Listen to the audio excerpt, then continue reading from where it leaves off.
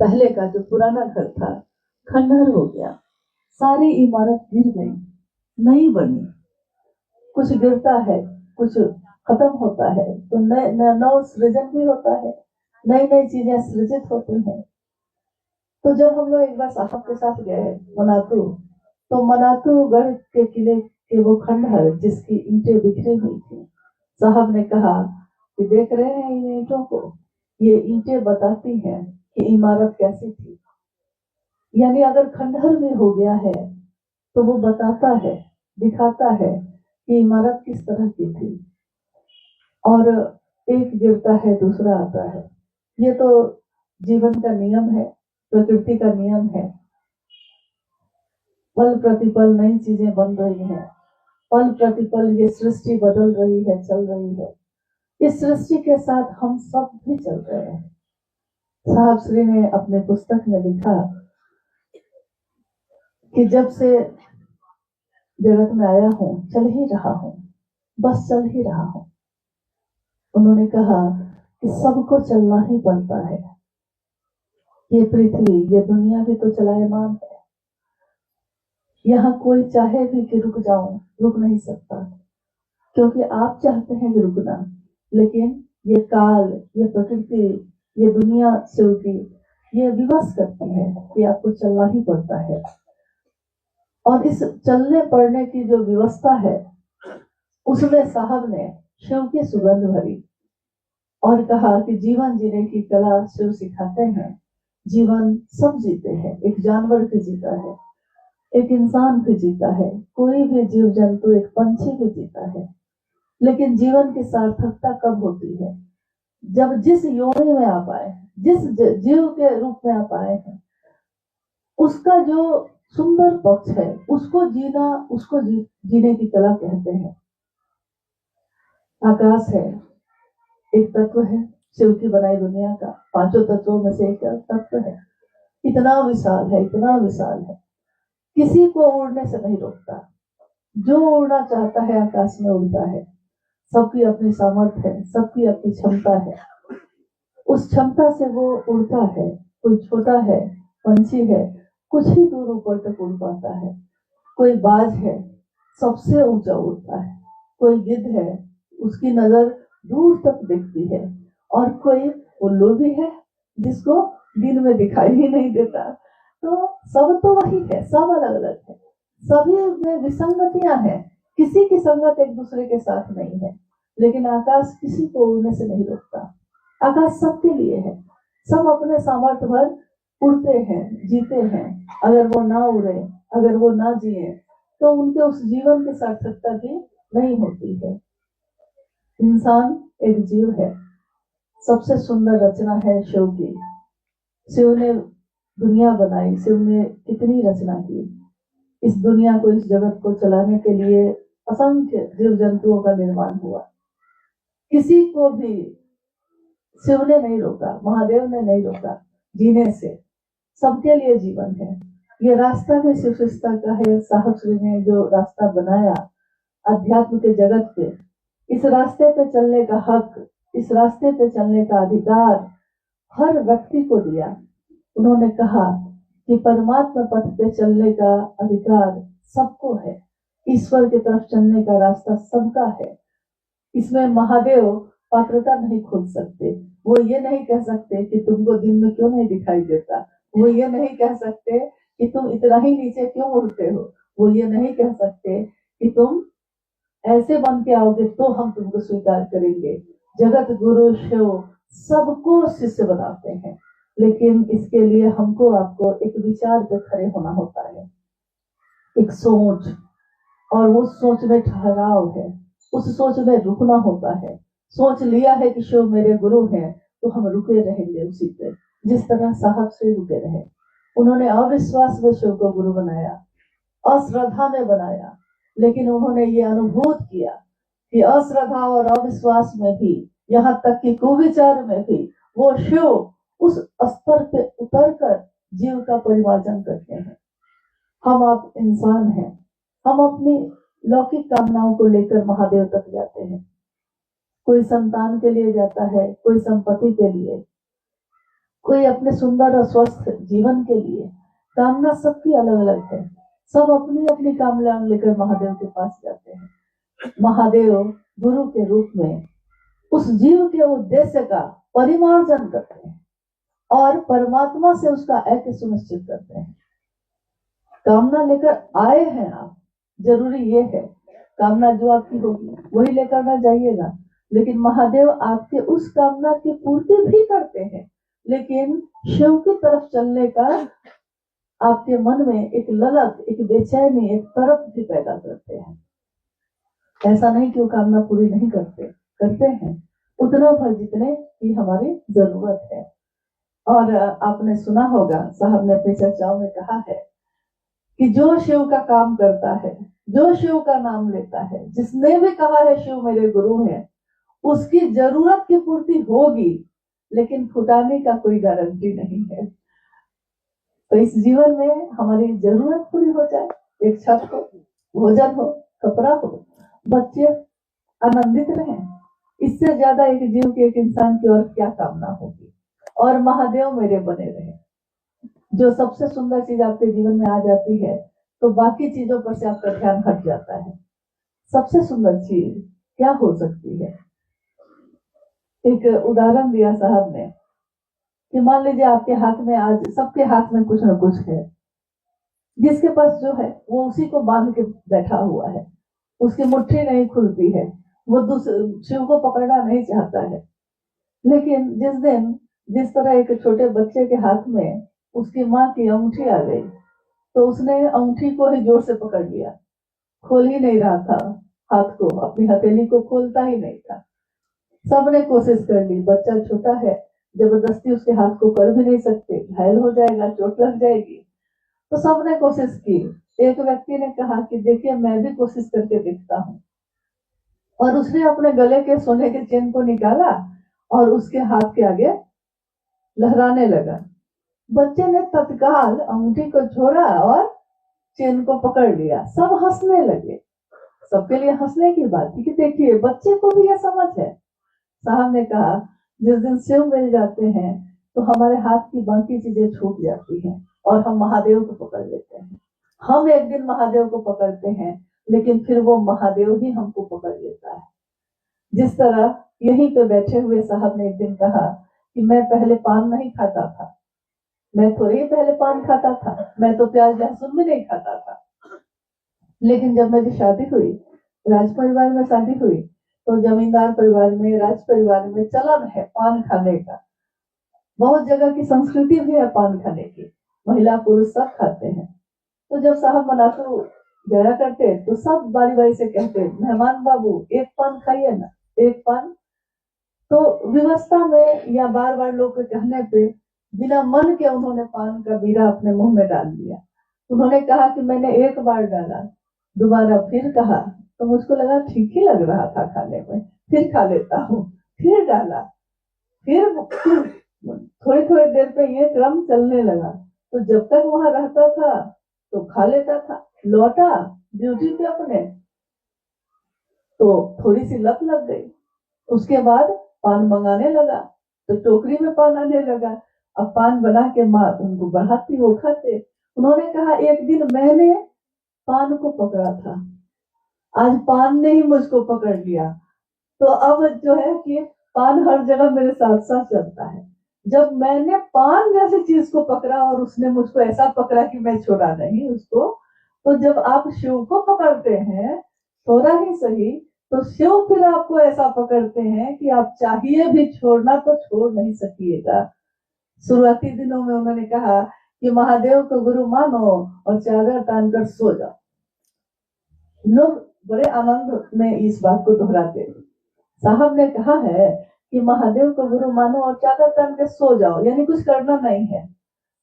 फिर साहब ने कहा कि मैंने कह तो दिया है सो जाओ, लेकिन महादेव सोने देगा तब न सोइएगा। महादेव ने इतना काम कराया, इतना काम कराया कि रातों की नींद भी खत्म हो गई। और साहब ने कहा कि मुझको याद भी नहीं है कि पिछले कुछ दशक से मैं कब सोया। नींद नहीं जिनकी आंखों में, वो धुन के पत वाले हैं। जिनकी आंखों की नींद भी चली गई महादेव के लिए। सपना वो नहीं होता जो सोए में देखा जाता है, सपना वो होता है जो आपको सोने नहीं देता है। और शिव की शिष्यता का सपना साहब और दीदी ने देखा। उनकी आंखों ने वो सपना देखा जिसके लिए शिव ने, जब से यह सृष्टि बनी है, शिव ने ही प्रतीक्षा की होगी। जगत गुरु की कुर्सी पे बैठे वो इंतजार ही करते रहे कि कोई शिष्य बनेगा, कोई शिष्य बनेगा। कुछ लोग बने भी तो अपनी ही कामना की पूर्ति करते रहे, लेकिन कोई ऐसा नहीं आया जिसने शिव को पाया और दूसरों को भी कहा कि तुम भी पा सकते हो। हर व्यक्ति को ये कहा, ऐसा पहले नहीं हुआ था, इस कालखंड में हुआ। आप में से बहुत गुरु भाई गुरु बहन जो आज यहाँ आए हैं, नववर्ष के उपलक्ष्य में अपने साहब को प्रणाम करने, अपने साहब का दर्शन करने,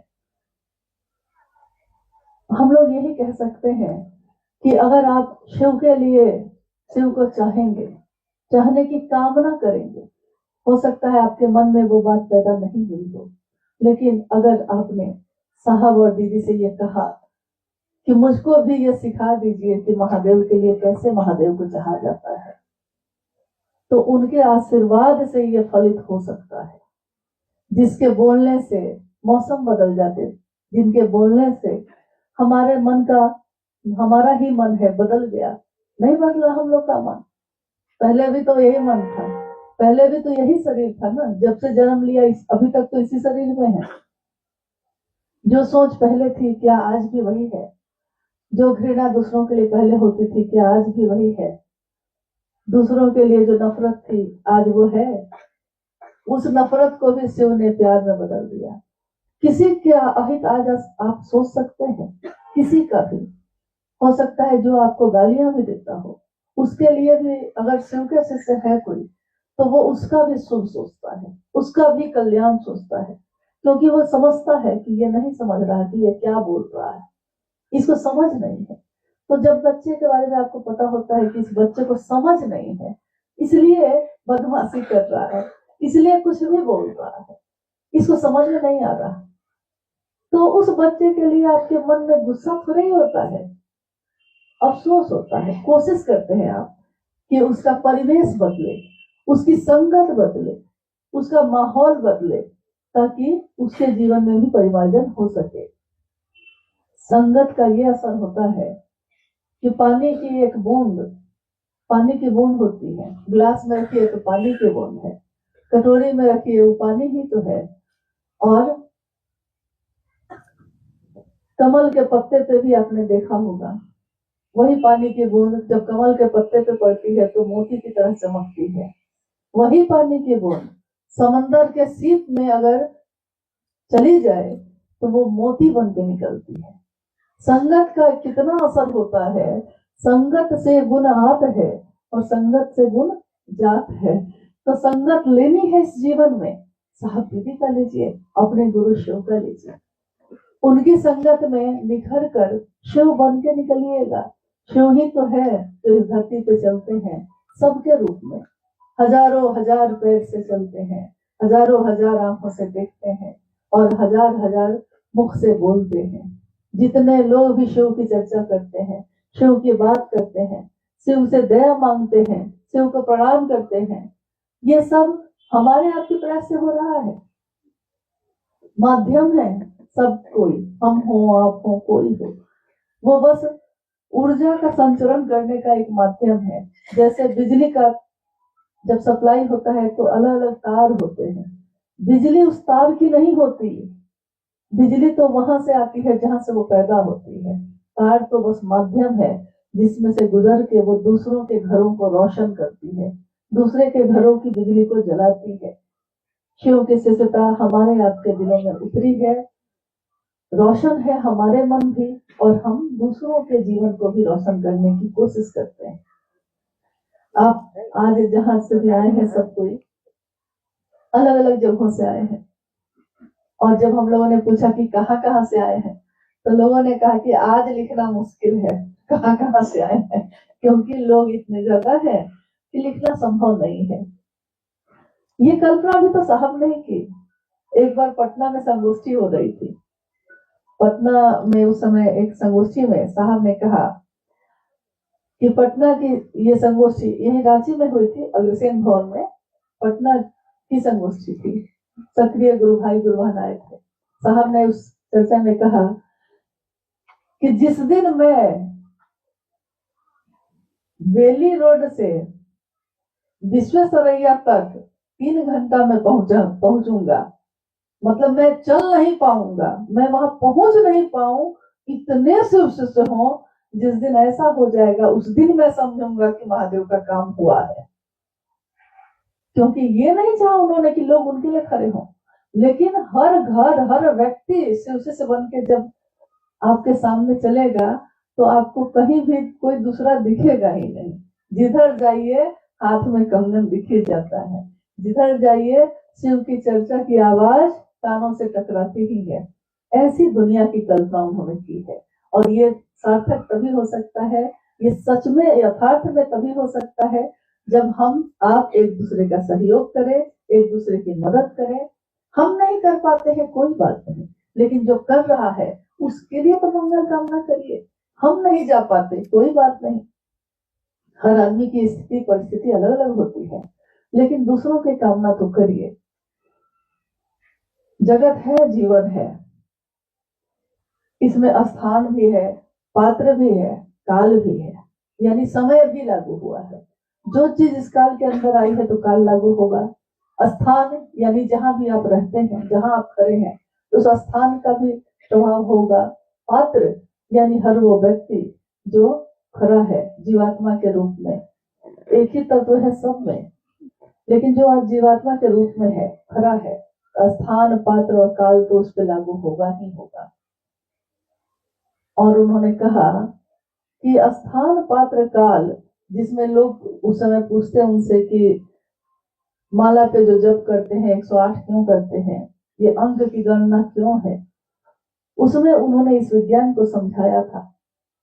हर व्यक्ति अपने कर्म फल को भोगने के लिए विवश है। वो चाहता है कि ये घटना नहीं हो, बार बार चाहता है, लेकिन सामने वाला बलात् उस काम को करता है, क्योंकि ये घटना उसके साथ होनी ही होनी है। अगर स्थान है, पात्र है, काल है, यानी कि उस जगह पे इस आदमी के साथ ये घटना होनी है, आपने बहुत चाहा कि ऐसा नहीं हो, लेकिन ये घटना होनी है, तो आपके लाख चाहने पे भी अगर कुछ सेकेंड का इधर से उधर हो जाता तो कोई घटना हमारे जीवन में नहीं होती है, लेकिन तब भी होती है। शिव को प्रणाम करना, शिव को नमन करना और शिव के रास्ते पे चलना, ये हमारे जीवन के कर्मफल को दग्ध करता है। यानी जो कर्मफल भोगने की व्यवस्था है हमको, वो व्यवस्था गुरु खत्म करते हैं। इस वर्ष में आने वाले हर पल में शिव के शिष्यों को अपना कर्मफल भोगने की व्यवस्था, इसका गुरु, हमारे गुरु शिव, इसको दग्ध करे और उनके मन को शिवोन्मुख करे, ताकि हम तीव्र गति से इस छोटे से अल्प जीवन में अपने महादेव का झंडा, जो अभी आपने साहब की चर्चा में सुना कि जैसे ही साहब ने अपनी वाणी खत्म की, सारे लोगों ने एक जय घोष किया, जागा जागा महादेव का ये जय घोष पूरी दुनिया में गूंजे। यही साहब ने चाहा है और यही हमारे आपके जीवन का एक लौकिक उद्देश्य भी होना चाहिए। आप में से आज जो गुरु भाई गुरुवान जिनकी गाड़ी पहले है, उनसे अनुरोध है कि वो धीरे धीरे अंदर दर्शन करते हुए बाहर जो ही हम लोग के पास प्रसाद उपलब्ध है, कृपया उसको ग्रहण करिए और लौटिए, अपने घर को सुरक्षित लौटिए। हम सबको ये सोचना होगा, ये समझना होगा कि हमारा ये जीवन हमारे अपने लिए नहीं है, हमारा ये जीवन शिव के लिए है। और इस शिव के शिष्यों का सुरक्षित जीवन साहब श्री ने मांगा है। उन्होंने कहा है कि आपका सुरक्षित जीवन मुझको चाहिए, ताकि आप सुरक्षित रहिएगा तब ना महादेव का काम करिएगा। अगर सुरक्षित ही नहीं रहिएगा तो कैसे करिएगा। और सुरक्षित रहने का एक उपाय है, जानते हैं क्या है? अगर हम कहीं हमारी सुरक्षा सब चूक होती है, क्यों होता है ऐसा? क्योंकि अक्षरशः हमने साहब के निर्देश का पालन नहीं किया। निर्देश यानी जिसने रास्ता दिखाया है, जिसने मंजिल दिखाई है, जिसने चलने के लिए प्रेरित किया है, जो लेकर चल रहा है, उनके निर्देश के अनुसार अगर हम चलते हैं, अक्षरशः जैसा उन्होंने कहा है वैसा अगर हम चलते हैं, हम सबका जीवन हमेशा सुरक्षित रहेगा। हम सबके जीवन में कोई भी चीजें घटित नहीं होंगी ऐसी। जन्म लिया है तो मौत तो होगी, लेकिन यह मौत भी खूबसूरत होगी, अपनी होगी।